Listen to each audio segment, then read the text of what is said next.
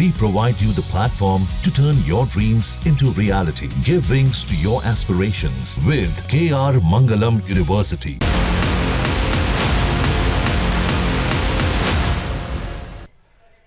नमस्कार, आप देख रहे हैं न्यूज नेशन। मैं हूं आपके साथ सचिन दुबे। क्या मिडिल ईस्ट में फिर से भूचाल आने वाला है?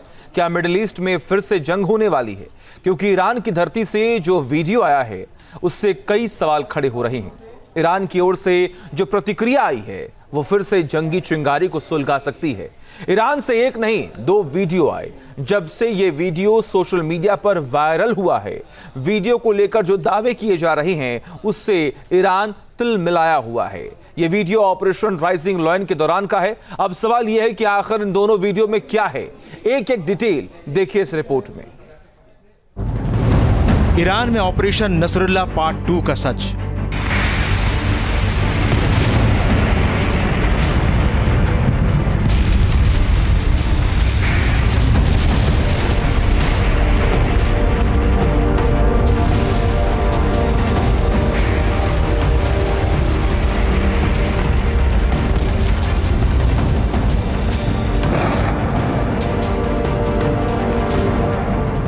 मिडिल ईस्ट फिर दहलेगा।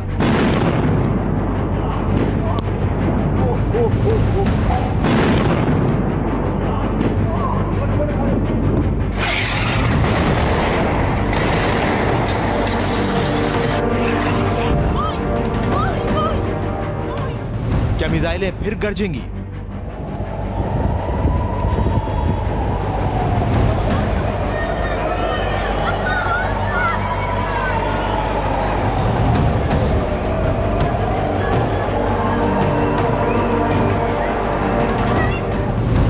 क्या इजराइल के 200 लड़ाकू विमान फिर ईरान पर हमला करेंगे?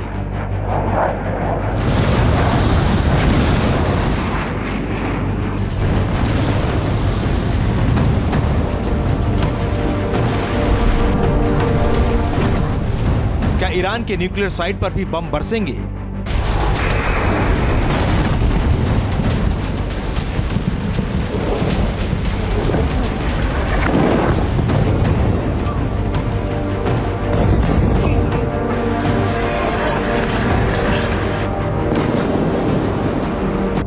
क्या इजराइल फिर से ईरान के एयर स्पेस को कंट्रोल करेगा?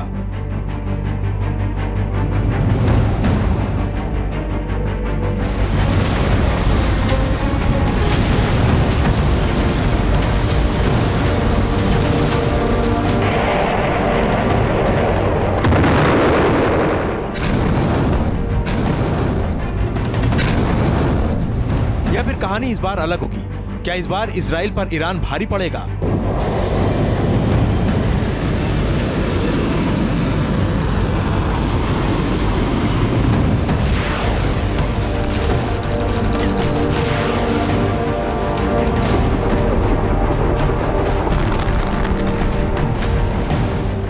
दुनिया भर में इस तरह के सवाल उठ रहे हैं। एक्सपर्ट्स कई तरह की आशंका जता रहे हैं और सवाल उठ रहे हैं कि इस बार अगर मिडिल ईस्ट में जंगी माहौल बना तो क्या ऑपरेशन राइजिंग लॉयन से अलग होगा? अगर इस बार जंग हुई तो पहला हमला कौन करेगा?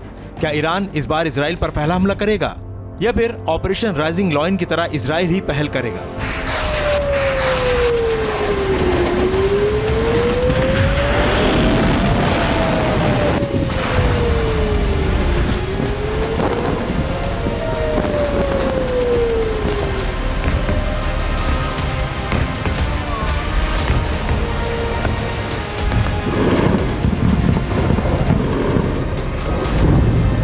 इजराइल और ईरान में जब 12 दिनों तक जंग चली थी तो इसका आगाज इजराइल के उस हमले से हुआ था जिसमें इजराइल ने 200 लड़ाकू विमानों से ईरान के आसमान से जमीन तक इतनी बमबारी की थी कि जिससे ईरान में भारी तबाही मची थी। अब उसी 12 दिन की जंग के 2 और वीडियो आए हैं जिससे खलबली मच गई है। पहाड़ियों के बीच में आग का गोला और धुएं के उठते गुबार को गौर से देखिए। ये ईरान के सर्वोच्च राष्ट्रीय सुरक्षा परिषद का मुख्यालय है जिस पर इजराइल ने ऑपरेशन राइजिंग लॉयन के दौरान हमला किया था।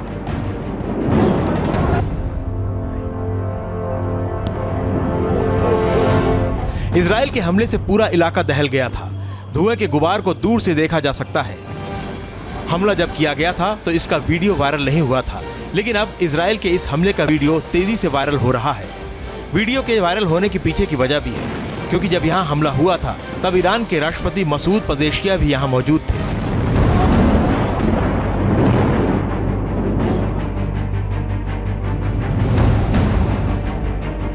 इजराइल खुफिया एजेंसी मोसाद ने पहले जानकारी जुटाई और फिर जब उनको पता चल गया कि ईरान के राष्ट्रपति मसूद पजेश्कियान इस बिल्डिंग में मौजूद हैं, तो इजराइल ने JDAM और जी बूई फैमिली के बम से हमला करके इलाके को दहला दिया।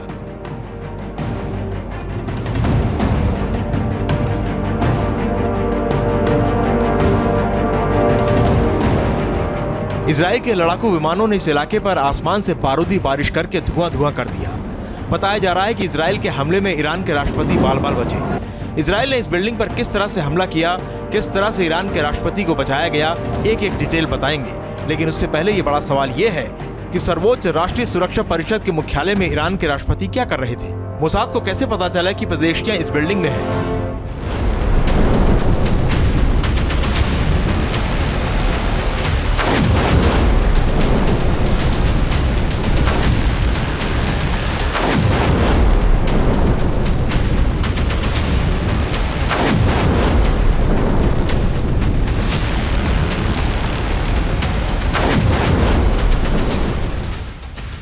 12-13 जून को इजराइल ने जब ईरान के खिलाफ ऑपरेशन राइजिंग लायन लॉन्च किया तो ईरान में भारी तबाही मची। एक साथ ईरान के nuclear base, airbase, military command centre, missile अड्डों पर हमला किया। इजराइल के पहले ही प्रहार में ईरान को काफी नुकसान हुआ। इजराइल ने अपने पहले हमले में ही ईरान की रीढ़ को तोड़ दिया। इजराइल के ऑपरेशन राइजिंग लायन में ईरान के army chief general Mohammad Hossein Bagheri मारे गए। IRGC के कमांडर हुसैन सलामी भी मारे गए।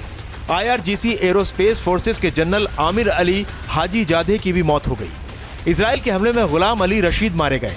रशीद IRGC के खातम अल अंबिया सेंट्रल हेडक्वार्टर के मुखिया थे। Deputy operation chief general Mehdi Rabbani भी हमले में मारे गए। ब्रिगेडियर जनरल मसूद शनाई भी इजराइल के हमले में मारे गए। फेरुद्दीन अब्बासी मारे गए जो न्यूक्लियर साइंटिस्ट थे।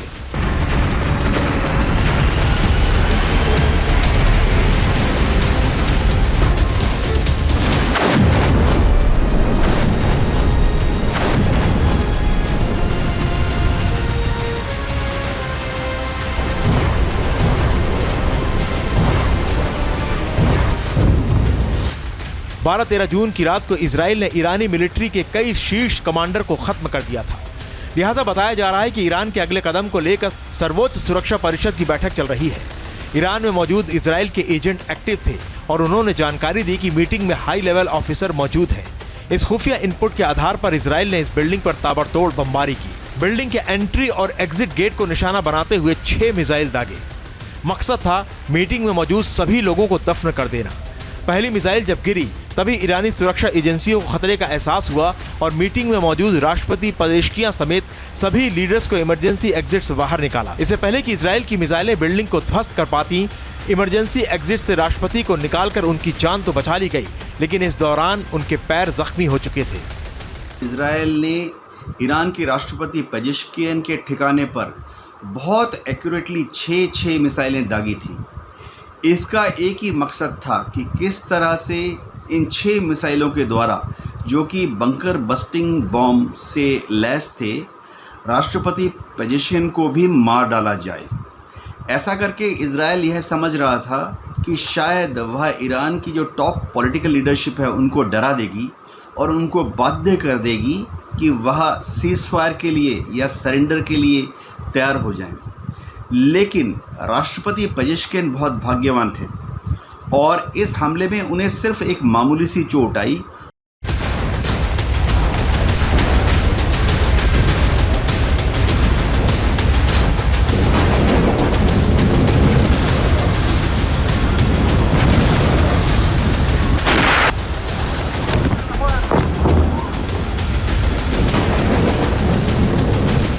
इजराइल ने पूरी प्लानिंग से हमला किया था। इजराइल ने पिन पॉइंट प्रहार किया था।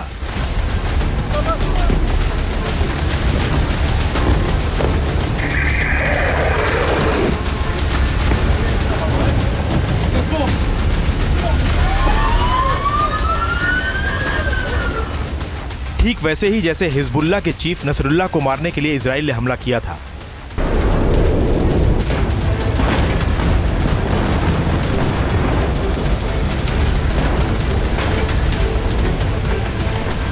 ईरान के राष्ट्रपति को मारने की योजना इजराइल की हूबहू वैसी ही थी जैसी नसरल्लाह को मारने के लिए थी। ऑपरेशन नसरल्लाह में आईडीएफ ने हमले को खास स्टाइल में अंजाम दिया था, जिसमें टारगेट बिल्डिंग की एंट्री और एग्जिट पॉइंट्स पर मिसाइलें दागी गई थीं। वेंटिलेशन सिस्टम को बर्बाद किया गया ताकि अंदर फंसे लोगों का दम घुटे और बिजली संचार को ठप किया गया था। फिर आसमान से बम गिराए गए थे।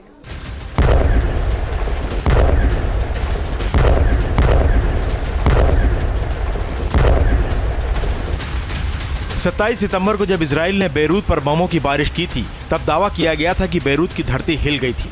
कई किलोमीटर के एरिया में बिल्डिंगें हिलने लगी थी।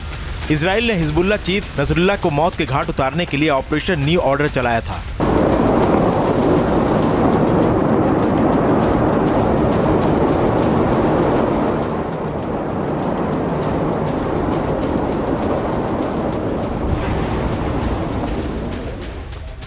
जिसके बाद बेरूत में हिजबुल्लाह के हेडक्वार्टर में इतने बम बरसाए कि हेडक्वार्टर सहित आसपास की 6 इमारतें भी तबाह हो गईं। हिजबुल्लाह चीफ नसरुल्लाह इस हमले में मारा गया।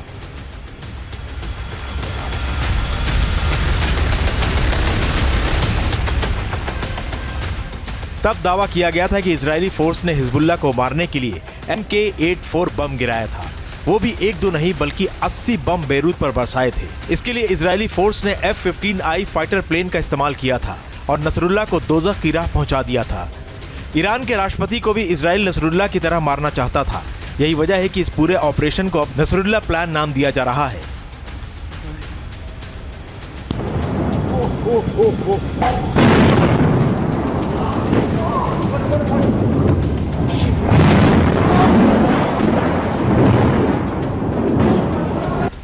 लेकिन ईरान के राष्ट्रपति पेजेश्कियां काफी किस्मत वाले थे, क्योंकि उन्हें और उनकी टीम को बिल्डिंग के इमरजेंसी गेट से बचा लिया गया। लेकिन अब ये लड़ाई विध्वंसक मोड़ लेने वाली है, क्योंकि ईरान की ओर से दावा किया गया है कि वो अपने राष्ट्रपति पर किए गए हमले का बदला लेगा। लिहाजा ईरान की ओर से तैयारियां शुरू कर दी गई हैं। ईरान ने क्लियर किया है कि वो अपने न्यूक्लियर प्रोग्राम को रोकेगा नहीं। मतलब ये कि अमेरिका और इजराइल की लाख कोशिश के बावजूद ईरान एटमी मुल्क बनना चाहता है, क्योंकि ईरान को लगता है कि अगर उसके पास न्यूक्लियर हथियार आ जाएंगे तो उसकी भी स्थिति नॉर्थ कोरिया के तानाशाह किम जोंग उन की तरह हो जाएगी। जिस तरह से किम पर एक्शन लेने से अमेरिका कतराता है, ठीक वैसे ही मिडिल ईस्ट में ईरान की स्थिति हो जाएगी। लिहाजा ईरान एटमी ताकत के साथ साथ मिसाइल ताकत को भी बढ़ा रहा है।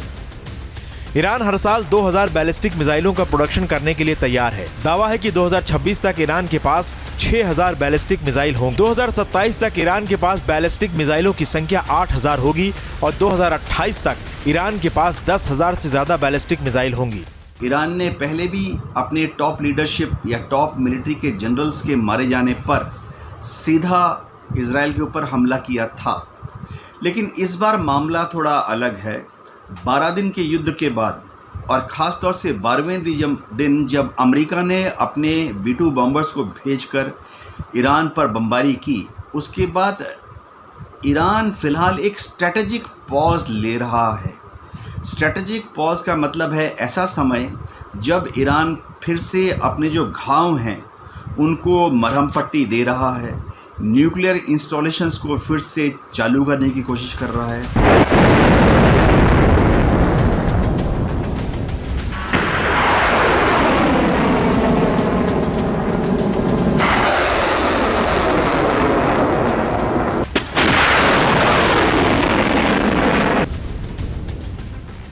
जाहिर है अगर ईरान अपने मकसद में कामयाब हो जाएगा तो इजराइल की मुश्किल बढ़ जाएगी, क्योंकि ईरान अब इंटरकॉन्टिनेंटल बैलिस्टिक मिसाइल बनाने की तैयारी में जुटा है। ईरान के जखीरे में पहले से ही विध्वंसक मिसाइलें हैं। ईरान के जखीरे में एक से बढ़कर एक हथियार हैं, लेकिन ईरान को अपनी मिसाइल ताकत पर पूरा भरोसा है, जिसके दम पर वो मिडिल ईस्ट का बेताज बादशाह बनना चाहता है और मुस्लिम ब्रदरहुड का अगुवा भी बनना चाहता है। ईरान के जखीरे में कौन कौन सी विनाशक मिसाइलें हैं, अब जरा उसे भी देख लीजिए। पहली मिसाइल जिसका जिक्र हम करने जा रहे हैं वो है शहाब 3, जिसकी रेंज है लगभग 2000 किलोमीटर, स्पीड 8643 किलोमीटर प्रति घंटा, पेलोड ले जाने की क्षमता 1200 किलोग्राम। अगली मिसाइल कौन सी है, जरा उस पर गौर कीजिए। खद्र 110 मिसाइल, जिसकी स्पीड है 1950 किलोमीटर। स्पीड की अगर हम बात करें, रेंज जो है 1950 किलोमीटर है, स्पीड जो है 9000 किलोमीटर प्रति घंटा, पेलोड 650 से लेकर 1000 किलोग्राम ले जाने की क्षमता है। अगली मिसाइल कौन सी है देखिए, खैबर शिकन मिसाइल, जिसकी रेंज है 1450 किलोमीटर, स्पीड है 5000 किलोमीटर प्रति घंटा।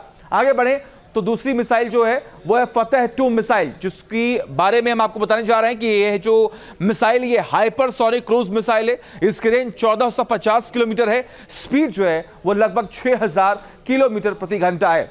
अगली मिसाइल है हज कासिम मिसाइल, जिसकी रेंज है 1400 किलोमीटर, स्पीड की अगर हम बात करें तो 6000 से लेकर 15000 किलोमीटर प्रति घंटा है, पेलोड 500 किलोग्राम।